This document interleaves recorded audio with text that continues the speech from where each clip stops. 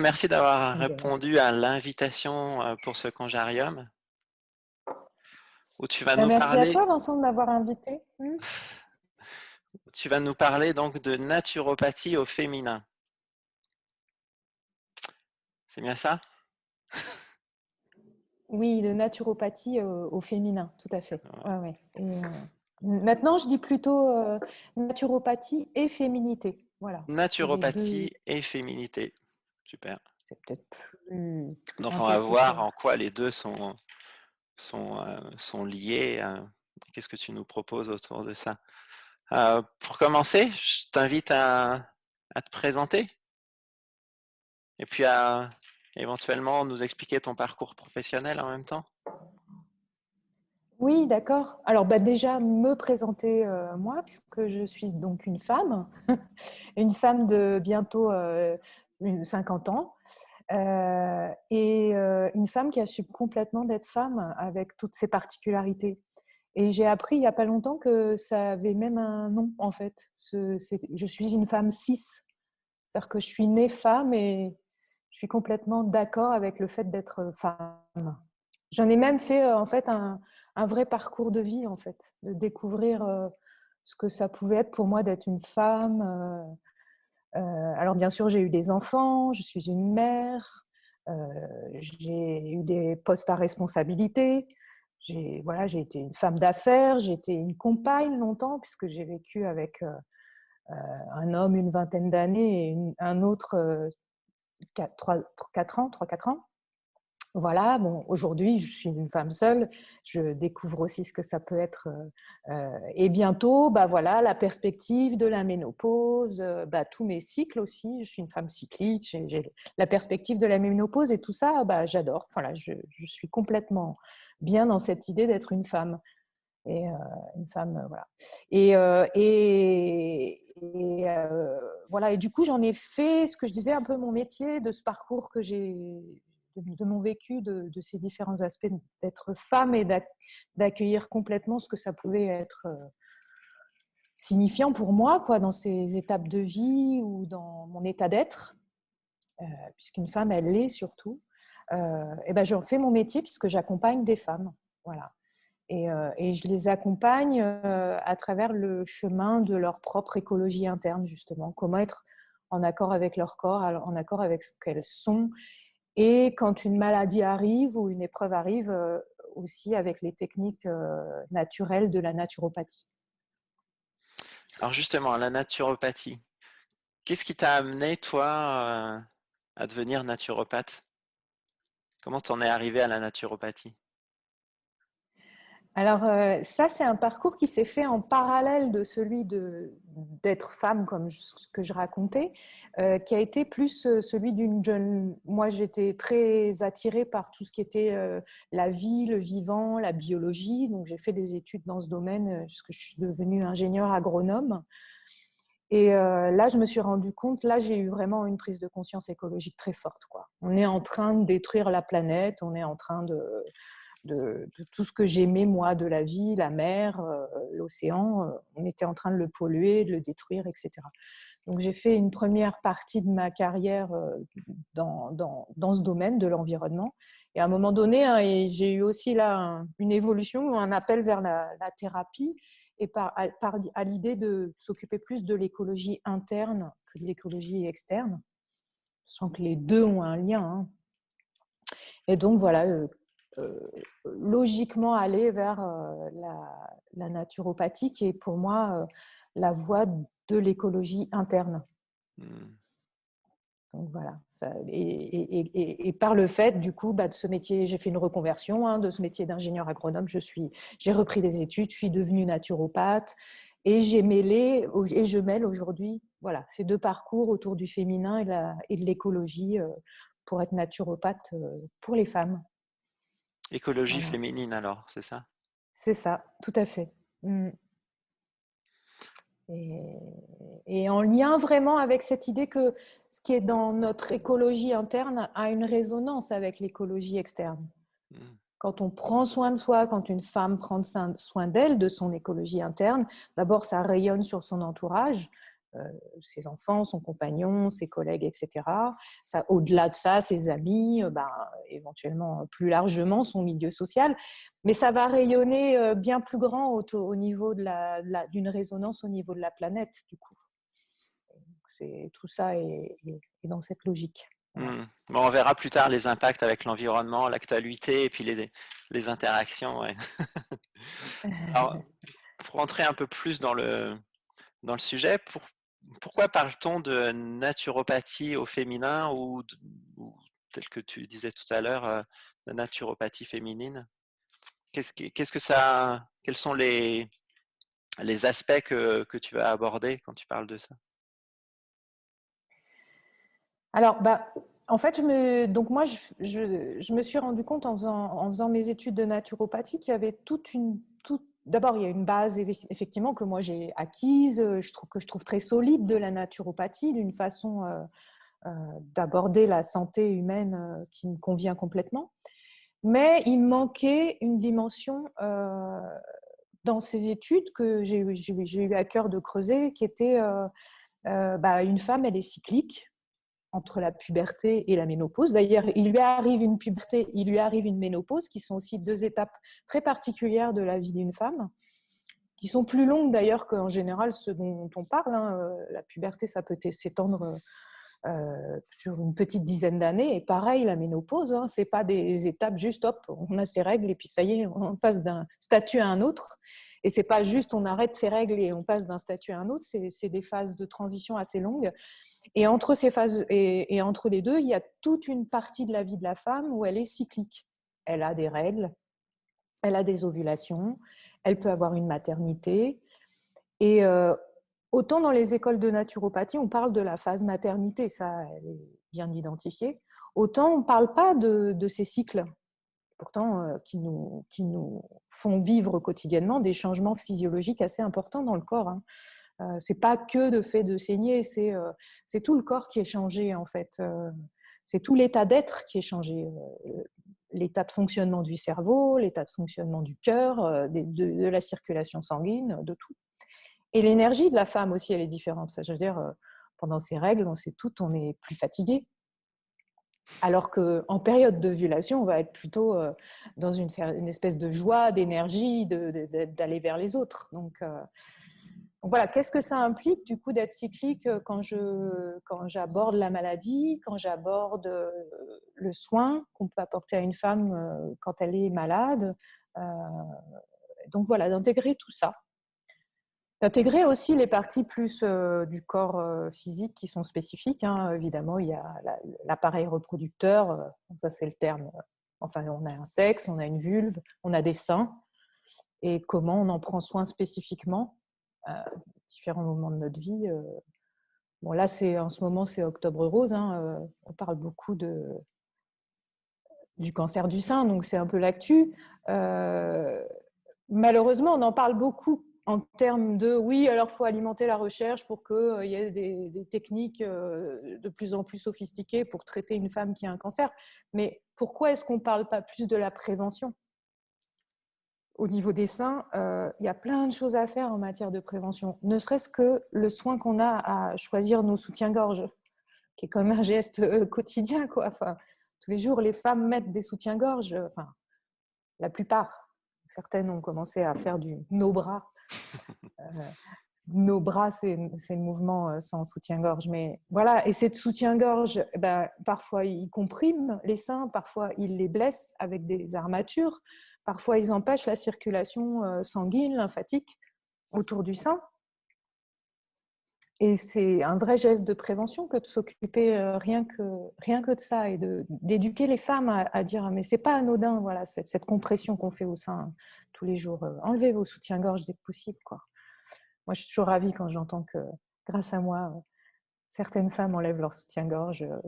C'est devenu une nouvelle étape de vie pour elles, quoi. Je trouve ça génial. Alors, en plus, ce qui est génial, et voilà, je suis intarissable sur le sujet, mais j'adore, c'est qu'on trouve en plus... Alors, ce qui est chouette, c'est qu'on trouve de plus en plus dans les magasins de lingerie, parce que bon, on peut quand même avoir envie de se faire plaisir à mettre une jolie lingerie.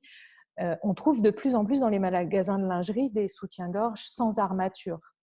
Et ça c'est super, quoi, parce que ça veut dire que ça se développe, ça veut dire que c'est une vraie attente des femmes, avec en dessous parfois pas juste un élastique qui serre bien, là, qu'on ferme le plus serré possible, là, le truc que les hommes ont du mal à dégrafer là. Et ben, de mettre Ça par contre s'apprend aussi, hein. ça s'apprend, de mettre un bandeau un petit peu plus large pour que justement ça comprime moins à cet endroit-là. Vous savez, les marques qu'on a là quand on les enlève, ça comprime moins la circulation énergétique aussi, hein. C'est là aussi que passent tous les méridiens d'énergie, hein, si on parle médecine traditionnelle chinoise. Donc voilà. Donc voilà, donc tu vois tout de suite, ça parle de naturopathie, de physiologie, mais ça parle aussi de féminité. C'est ça que j'aime bien mêler. C'est que du coup, quand je vais aborder la question avec une femme de comment elle prend soin de ses seins, eh bien, c'est justement comment je me sens aussi avec mes seins. Comment je les ai investis? Est-ce que j'aime bien mettre une belle lingerie? Est-ce que je me les masse? Est-ce que je me les touche? Ou est-ce que c'est juste pour un partie réservé à mon compagnon? Enfin, ou est-ce que j'y pense juste le jour où j'ai des enfants, puis tout à coup, ils prennent du volume? Enfin, c'est tout ça aussi qui est important pour moi. C'est que, voilà, on a des parties de corps qui sont spécifiques à notre féminité, et comment on en prend soin et comment on les investit dans notre état d'être de femme. Voilà. Alors, tu parlais de ménopause, de préménopause, de cycle. Donc j'imagine que ça inclut aussi contraception, pilule, et donc le naturopathe, toi en tout cas, tu as l'air, peut-être le naturopathe en général, a l'air de prendre visiblement toute cette partie de la femme, et donc que devient après le rôle vraiment du naturopathe par rapport au gynécologue, au généraliste? Est-ce que ils peuvent travailler ensemble? Est-ce que ça remplace? Comment? Alors, tant qu'il y a, enfin, l'idéal, ce serait de travailler ensemble. Ce serait génial. Enfin, tu sais, Vincent, malheureusement, en France, ça n'est pas encore le cas. Je pense que ça va venir, et il Et y a est-ce des qu'une femme, par gynécologues qui exemple, peut sont... Voilà. n'aller voir qu'un naturopathe qui a cette spécialité au féminin, par exemple? Alors, quand il n'y a pas de pathologie, oui, clairement, pour accompagner justement sur le passage à la ménopause, hein, ou la puberté, ou bien vivre ses cycles quand on a des douleurs de cycle. Après, je dis, hein, quand il n'y a pas de pathologie, bien sûr, le naturopathe peut être l'accompagnant. Et on a plein d'outils et de techniques pour faire que ce soit moins douloureux, pour faire que ce soit plus accepté. Il y a des plantes qui sont très efficaces pour aider à établir les équilibres hormonaux. Voilà. Mais bon, après, voilà, l'idéal, c'est de collaborer quand il y a une pathologie, parce que le naturopathe, lui, il ne va pas pouvoir poser de diagnostic. Donc, que le médecin généraliste, le gynécologue pose un diagnostic. Ensuite, je ne sais pas, par exemple, sur une endométriose, là, OK. Et du coup, on va pouvoir collaborer. Certains actes médicaux peuvent être nécessaires. Et en même temps, le naturopathe peut apporter des conseils en nutrition, en hygiène de vie, qui sont très bénéfiques pour éviter, dans ce type de maladie chronique, par exemple comme l'endométriose, que le phénomène s'amplifie, s'empire, voilà, et d'avoir aussi des remèdes naturels pour mieux vivre, en fait, essayer de soulager, hein, les malaises, les désagréments, quoi, de toutes ces pathologies. Donc voilà. Donc c'est un peu comme ça que. Et moi, j'adorerais, hein, collaborer avec des gynécologues. S'il y en a qui sont en train d'écouter le Conjarium, avec joie. Ce que je disais, il y a certains gynécologues qui, parce que moi, je suis un peu l'équivalent du coup du gynécologue en naturopathie, quoi. C'est vraiment le même genre de sujet que j'aborde. Et voilà, de collaborer, parce qu'il y a plein de femmes qui ne veulent plus, hein, des hormones chimiques, des actes trop forts du chimique, hein, et du coup qui se tournent vers la naturopathie. Donc si les gynécologues qui sont en général débordés savaient qu'ils pouvaient répondre à cette demande grâce aux naturopathes, ça pourrait être chouette. Alors, parmi les personnes qui nous suivent, là, j'ai vu Marie et Karine qui sont elles aussi apparemment pour le no bras. Super. Tu parlais de collaboration avec, Oui. avec les différents spécialistes, généralistes, gynécologues. Ok. Est-ce que dans cette approche de la naturopathie au féminin, les hommes peuvent eux aussi collaborer? Si oui, de quelle façon? Alors, oui, tout à fait, ils peuvent collaborer. D'abord, les hommes, ils ont aussi une part féminine. Et ce mouvement, en fait, de l'éveil du féminin, en fait, qui est un éveil de retrouver nos qualités féminines. Là où à un moment donné, on avait plus envie d'être à égalité sociale avec les hommes en oubliant qu'on avait nos spécificités, effectivement, d'être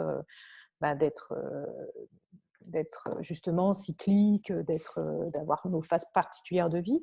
Donc on a eu envie d'être à égalité. C'était un moment du féminisme, c'était chouette. Mais du coup, on s'est calqué sur les valeurs et les modalités plutôt masculines de notre société. Aujourd'hui, par ce retour à nos qualités féminines, on peut aider les hommes aussi à être plus proches de leur part féminine.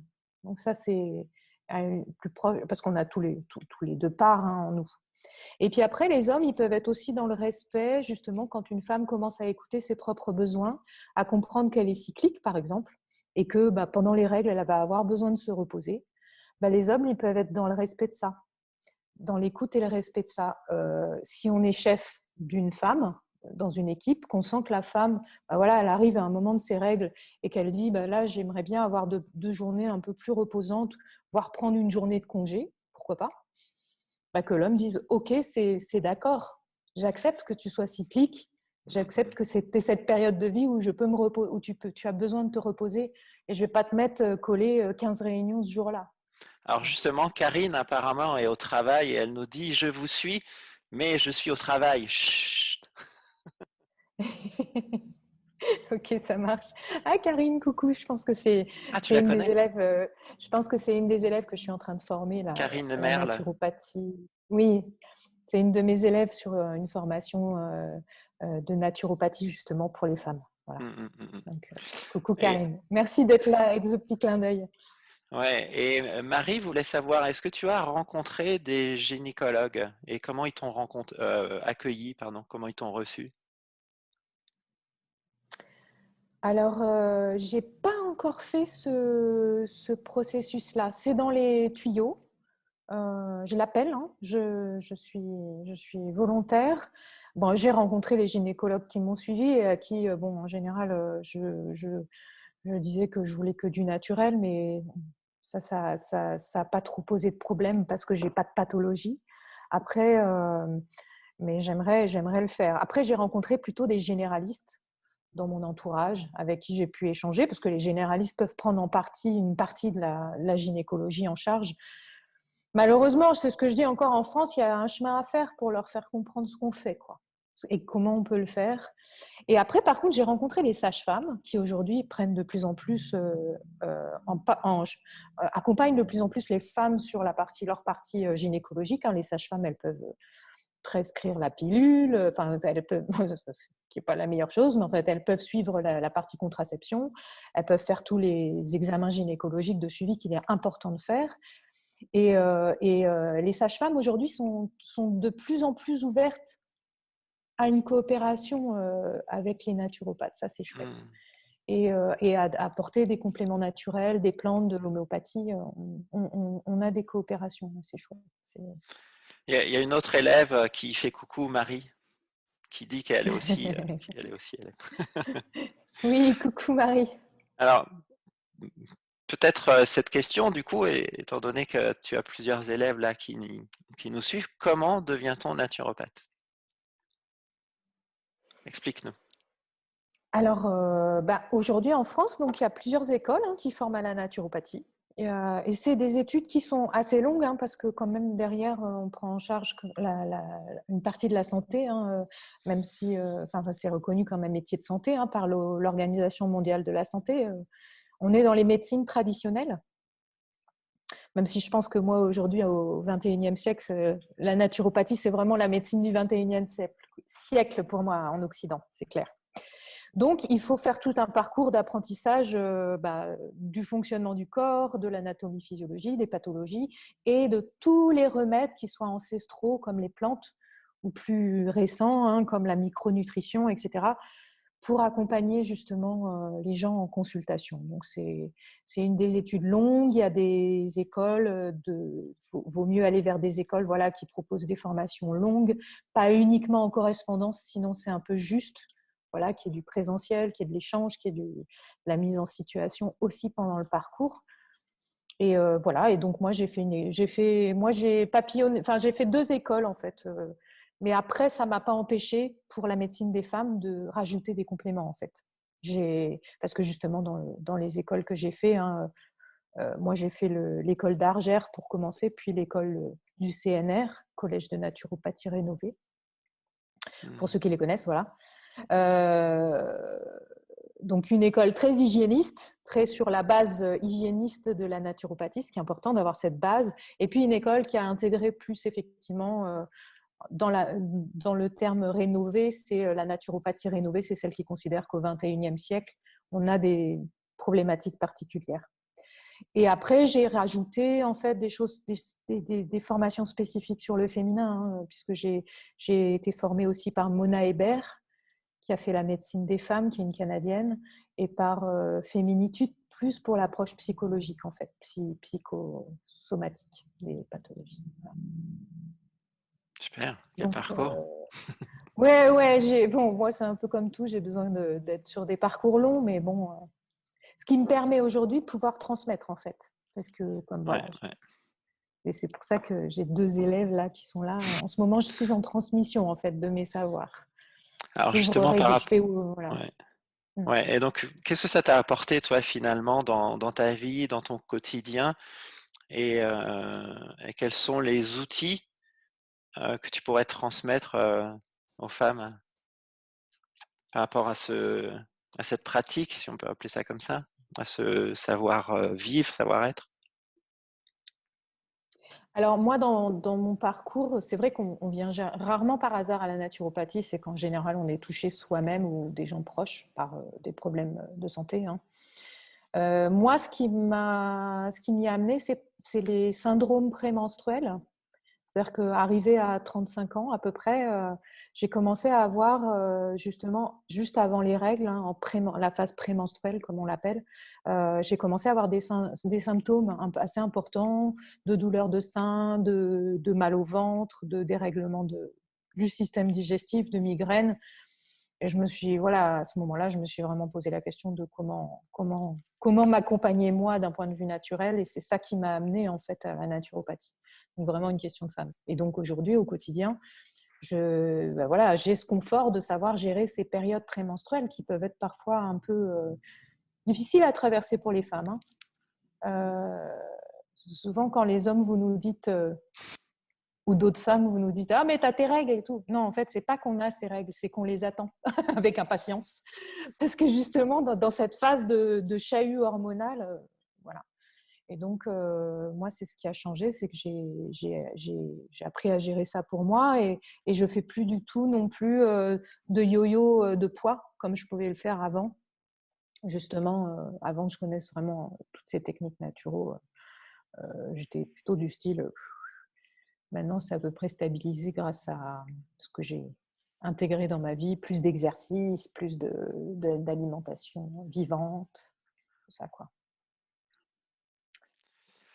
Euh, donc, il y a un cycle, il y a des variations euh, qui peuvent visiblement impacter l'entourage.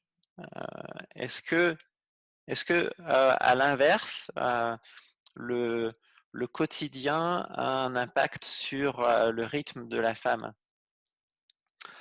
Euh, et par rapport à l'actualité, qu'est-ce que tu peux nous dire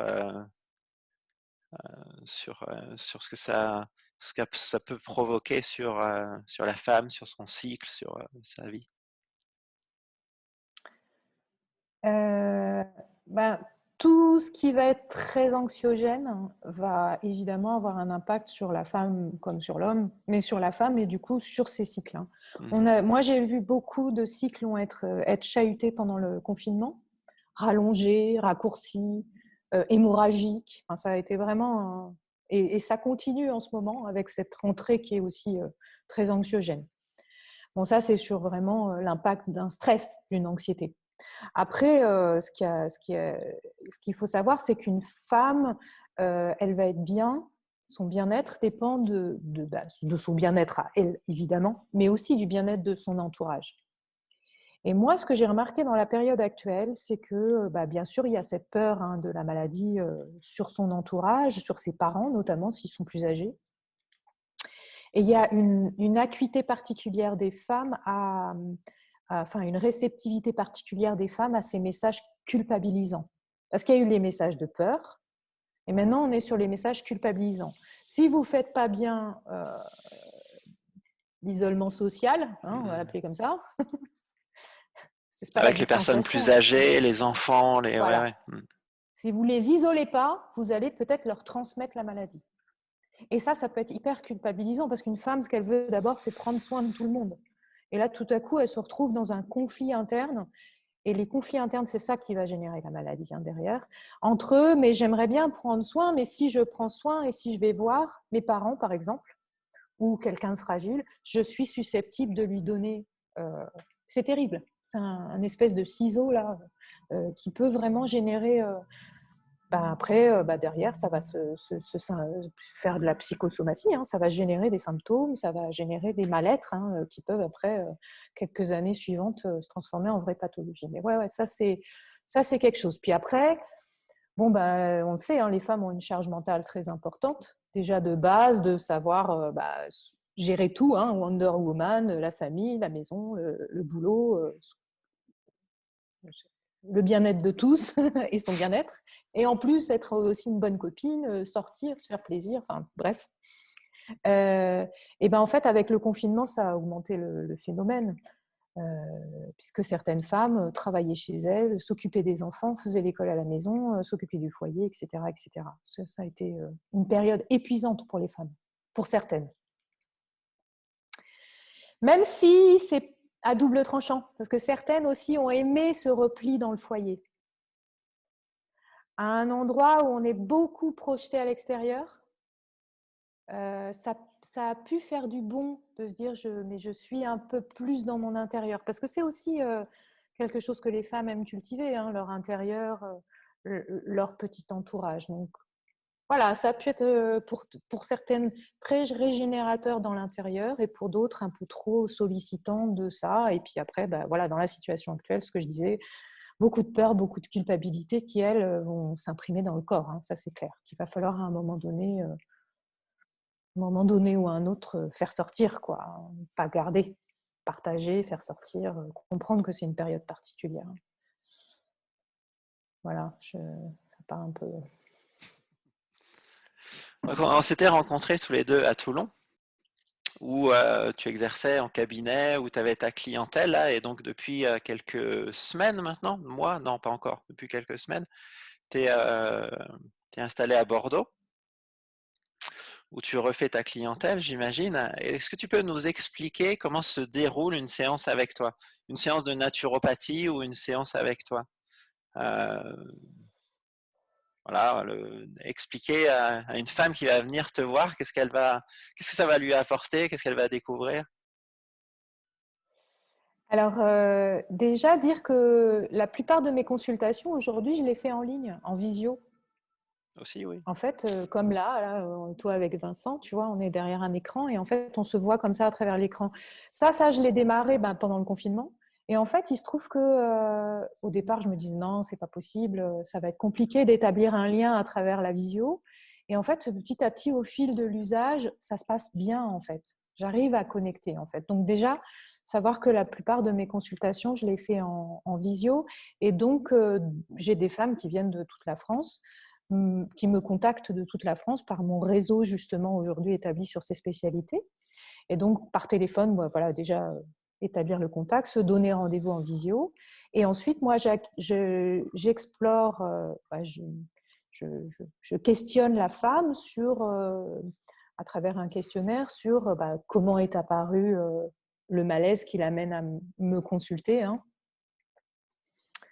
Voilà, peu importe la question, comment c'est apparu, et on va comment ça se caractérise. Est-ce que derrière, il y a un problème de désordre hormonal?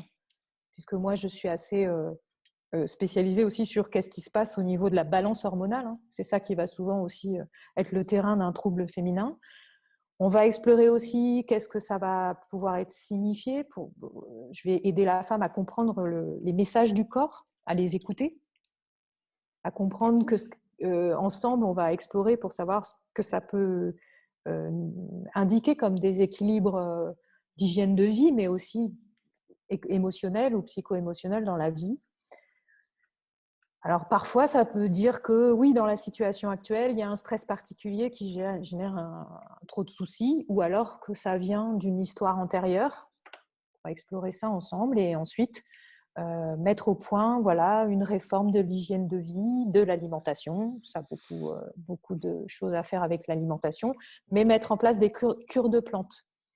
Cures de plantes pour fleurs de bac, plantes, huiles essentielles, pour petit à petit rétablir les équilibres là où ils ont été rompus et soulager les douleurs là où elles sont. Et ça, c'est un parcours sur plusieurs séances en fait. Donc la première séance, on établit l'espèce de bilan, on cherche les causes et petit à petit, on construit une réforme et des cures qui vont permettre de retrouver un nouvel équilibre. Et ce qui est marrant, c'est que souvent, en même temps que ce nouvel équilibre qui est très physiologique, hein, d'hormones, etc., ou d'une pathologie, comment on peut l'accompagner, je me rends compte que c'est aussi un parcours d'une femme, justement, de reconnexion à sa féminité ou de découverte d'une nouvelle façon d'être femme par mon accompagnement, en fait. Alors, moi, je ne vais pas lui imposer ma façon de voir d'être femme, c'est plus la guider pour qu'elle-même retrouve plus. Parfois, moi, j'accueille des femmes qui ont, par exemple, qui ont été sous pilule toute leur vie, sauf au moment des grossesses.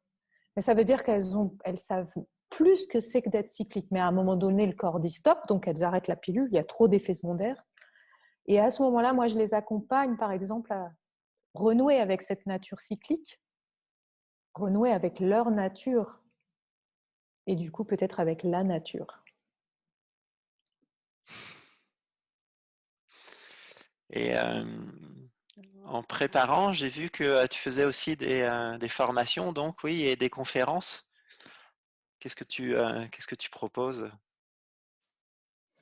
Alors les conférences en ce moment, c'est plutôt en ligne comme aujourd'hui. Hein. Merci Vincent. Mais du coup, ça va être, oui, à travers de salons virtuels, ça peut m'arriver de participer à des collectifs comme on l'a fait, hein, Vincent, en mai dernier. Mais après, en ce moment, ça va être surtout, mon activité va être surtout de transmettre des outils, donner des formations. Donc là, en ce moment, effectivement, je forme un groupe de 15 naturopathes sur mes spécialités, ma spécialité d'accompagnement de la femme, autour des questions gynécologiques, de féminité. Donc ça, c'est quelque chose. Là, je suis en cours d'une session, mais il y en aura d'autres. Donc voilà, n'hésitez pas si ça vous intéresse à me laisser vos coordonnées. Et puis, je vais lancer aussi des formations plus grand public.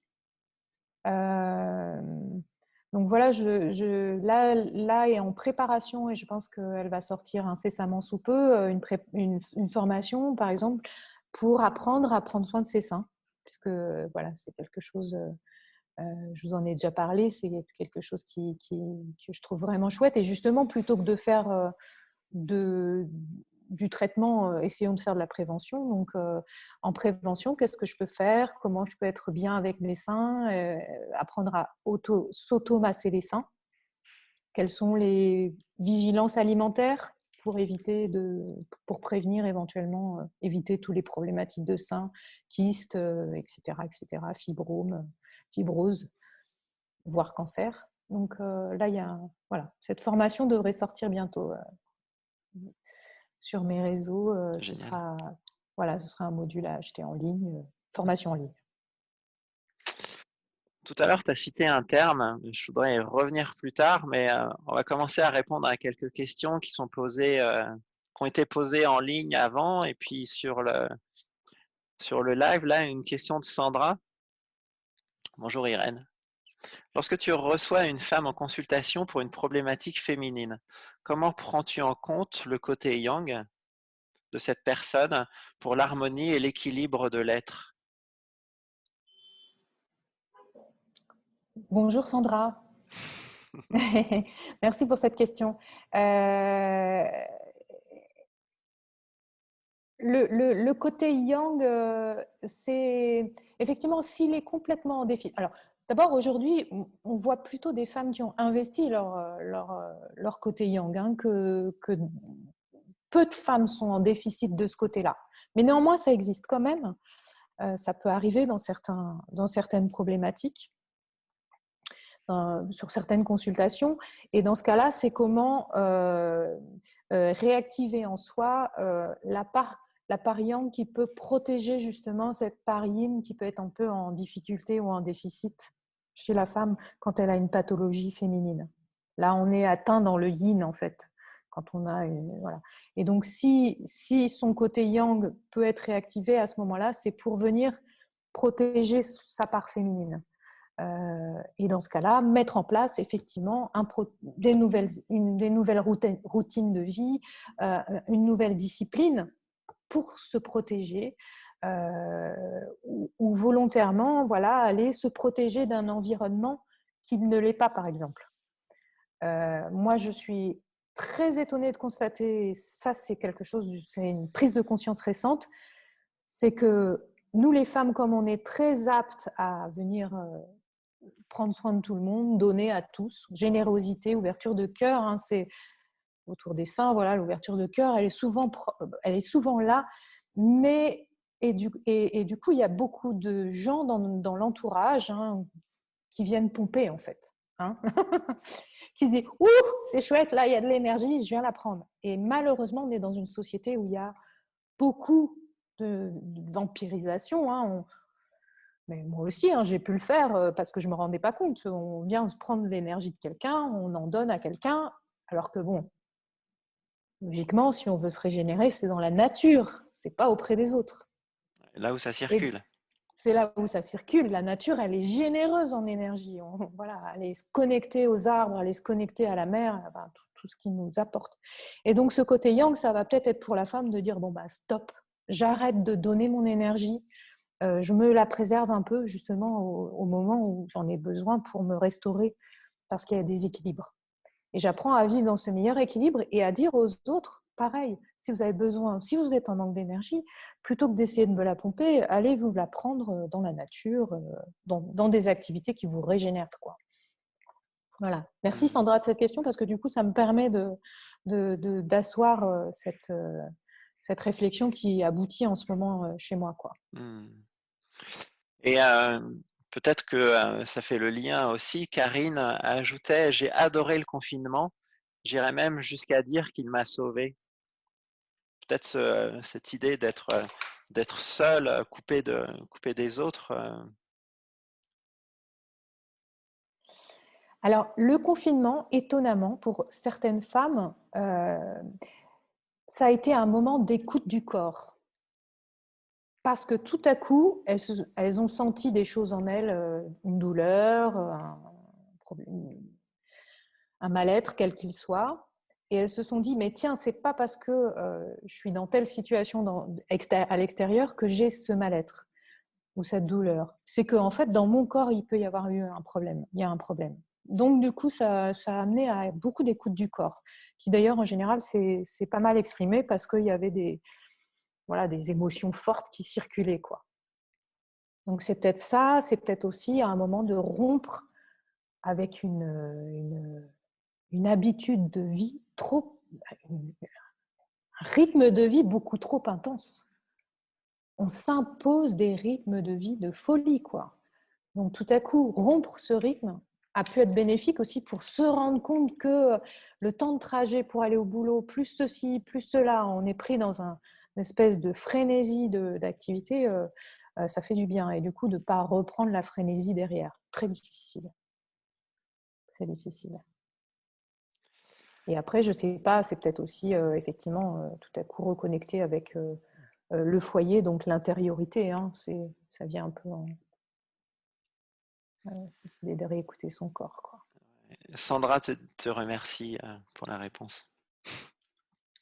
Avant de passer à d'autres questions qui ont été posées, tu as cité le thème de féminitude. Alors, féminitude, c'est Ouais. un terme qui a été inventé par Monique Grande, qui est une femme qui est une des précurseurs en France de l'animation de cercles de femmes.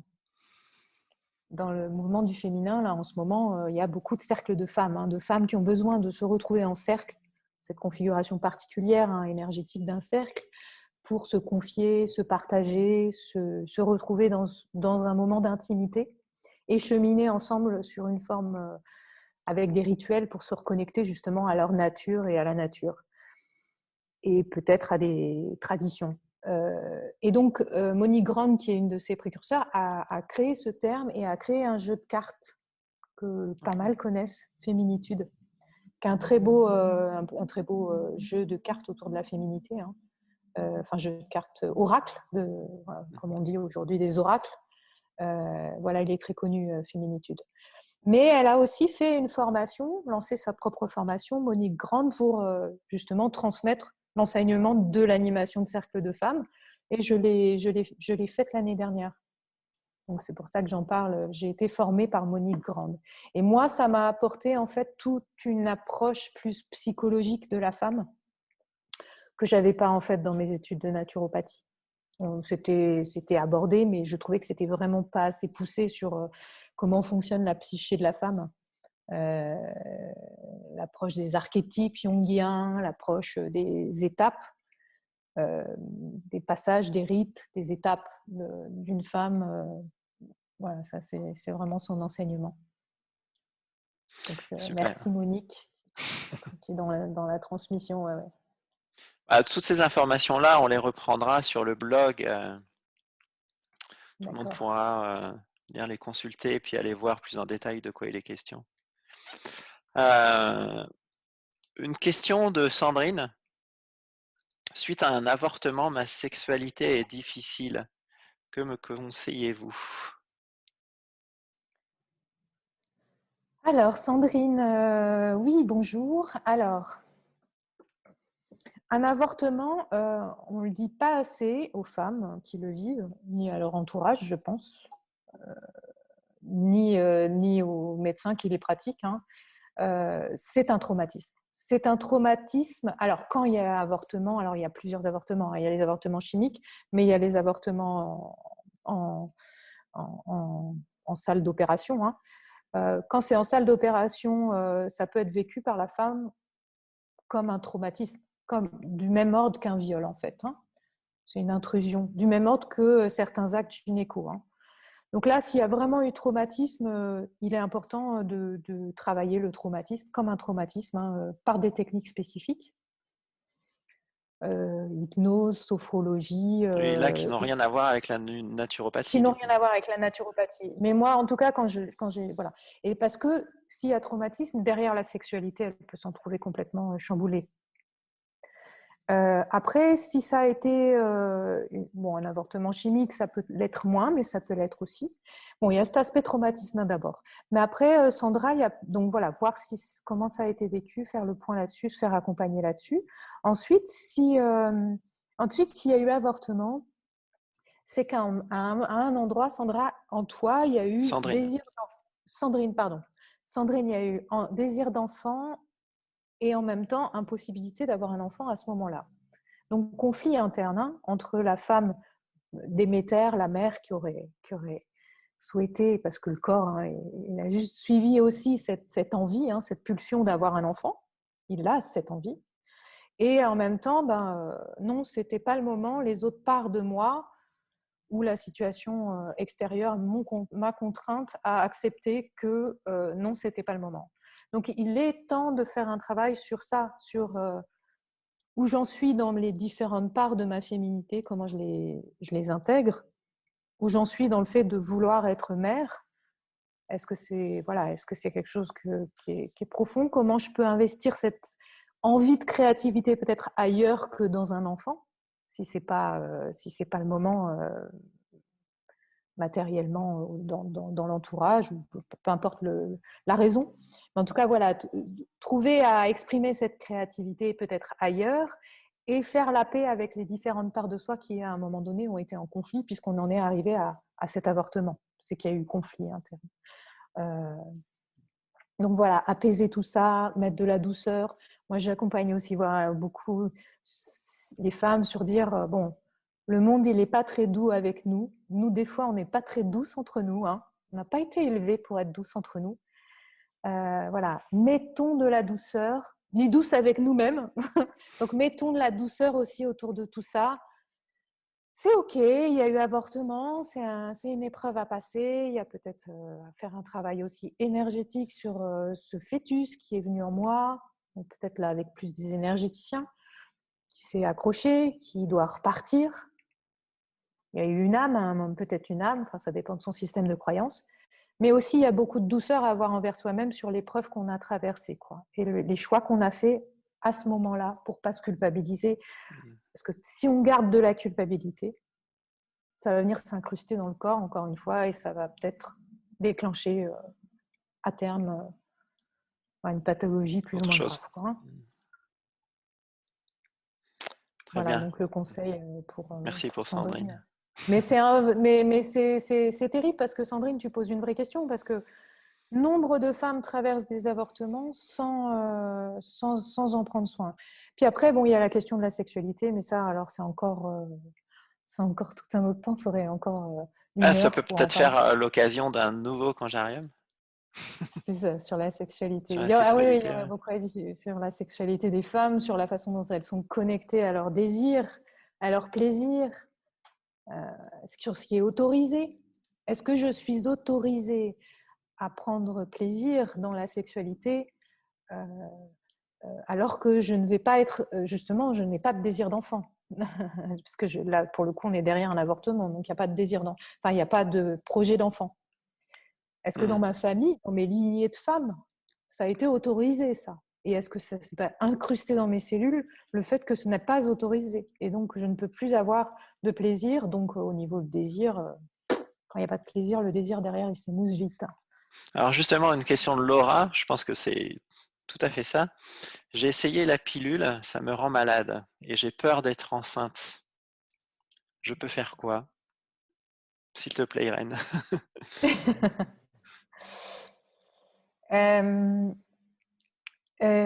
Oui, puisque en fait, en termes de contraception, il n'y a pas du tout que la pilule, il y a plein d'autres solutions. Et la pilule rend souvent malade.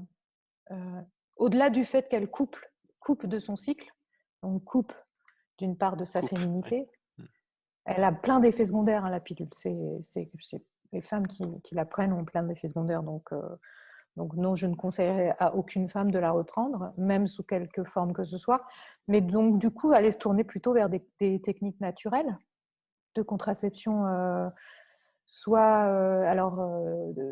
d'apprendre à connaître son cycle pour savoir les moments où on est fertile, et du coup, apprendre à gérer ces périodes de fertilité avec soit des préservatifs, soit des capes cervicales ou des dispositifs internes de contraception barrière, soit hors de ces périodes fertiles, profiter du fait qu'on n'est pas fertile en couple et que du coup, on n'a pas besoin de contraception à ce moment-là, et retrouver en fait le bonheur de la liberté de faire l'amour sans contraception aussi. Et c'est tout en fait en lien avec la sexualité dont on parlait juste à l'instant. Je pense qu'on va prendre rendez-vous pour un nouveau conjarium, non? Qu'est-ce que tu en penses? Mais en tout cas, ça s'appelle la symptothermie, cette contraception naturelle, où la femme apprend à bien connaître ses périodes de fertilité et où en couple, on décide du coup si on est fertile ou pas de notre pratique en couple. Et ça s'appelle la symptothermie. Et en ce moment, c'est de plus en plus répandu. Et j'invite vraiment toutes les femmes à se renseigner sur cette technique naturelle qui est très fiable. Voilà, il ne s'agit pas d'aller Tu dis c'est de plus en plus répandu. J'ai l'impression qu'on l'a abandonné pendant un moment et qu'on y revient plutôt. Moi, je me souviens de ma mère qui prenait sa température.